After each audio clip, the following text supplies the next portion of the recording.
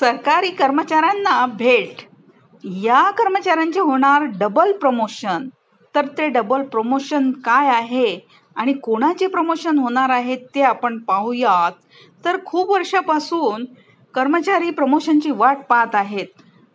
सलग 2016 पासून प्रमोशन झालेले नाहीत असे काही कर्मचारी आहेत आणि त्यामुळे त्या कर्मचाऱ्यांमध्ये असंतोषाचे वातावरण निर्माण झाले आहे आणि काही कर्मचारी तर विदाऊट प्रमोशनच रिटायर होत आहेत.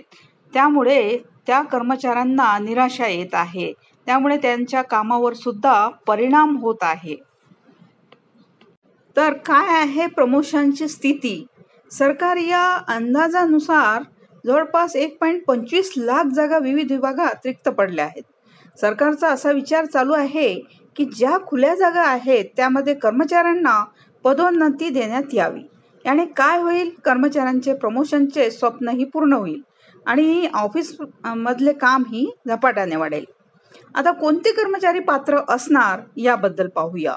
तर ज्यांचे प्रमोशन 2016 पासून नाही झाले किंवा ज्या कर्मचाऱ्यांनी 5 वर्ष किंवा त्यापेक्षा अधिक सेवा केली आहे, ज्या कर्मचाऱ्यांनी इमानदारीने काम केले आहे, त्यांच्यावर कधीही कुठल्या प्रकारची कारवाई झाली नाही असे कर्मचारी पात्र ठरतील. तसेच डबल प्रमोशन म्हणजे नेमके काय? तर डबल प्रमोशन म्हणजे कर्मचाऱ्यांना एकदा 2 वर्गवारी नेण्यात यावे. उदाहरणामध्ये जर का कोणता कर्मचारी क्लर्क म्हणून वर्ग 2 मध्ये काम करत असेल तर तो डायरेक्ट क्लर्क वर्ग 1 मधून ऑफिसर पदावर जाऊ शकतो आणि यामध्ये प्रमोशन झाल्यानंतर पगारही वाढेल.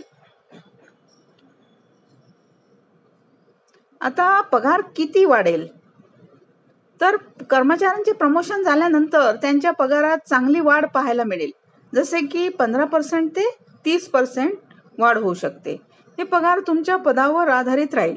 वर्ग 3 च्या अधिकाऱ्यांचे जर प्रमोशन झाले तर त्यांचे पगार 5,000 पासून ते 10,000 पर्यंत होऊ शकते.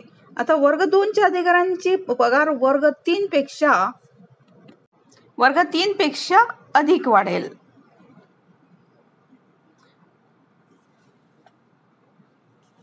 प्रमोशनची प्रक्रिया कशी केली जाईल? तर सरकारने यासाठी एक समिती स्थापन केली आहे. चाचणी नोंदी, कर्मचाऱ्यांच्या सेवा पुस्तिका आणि ACR तपासणे, क्षमता मूल्यांकन मीन्स शैक्षणिक पात्रता, सेवाचा कार्यकाळ इत्यादींचे विश्लेषण आणि यादी तयार करणे, प्रमोशनसाठी योग्य उमेदवाराची यादी तयार करणे. तसेच कधीपासून मिळणार प्रमोशनचा फायदा? तर मुख्यमंत्र्यांनी आत्ताच सांगितले आहे की 12 महिन्यांच्या आत संपूर्ण प्रक्रिया पूर्ण केली जाईल. काही विभागामध्ये अगोदरच आदेश. ज्या कर्मचाऱ्यांचे प्रमोशन लांबवण्यात आले आहे त्यांना डबल प्रमोशन देण्यात येईल. कोणत्या विभागात होणार प्रमोशन? तर शिक्षण विभाग, महसूल विभाग, पंचायत आणि ग्रामीण विकास, सार्वजनिक बांधकाम विभाग, आरोग्य विभाग, नगरपालिका आणि नागरी प्रशासन विभाग या विभागांमध्ये कर्मचाऱ्यांचे प्रमोशन केले जाणार आहे. आता कर्मचाऱ्यांची काय दिली प्रतिक्रिया? तर अनेक कर्मचाऱ्यांना हा निर्णय योग्य वाटत आहे, तरी काही कर्मचारी या निर्णयामध्ये नाराज आहेत.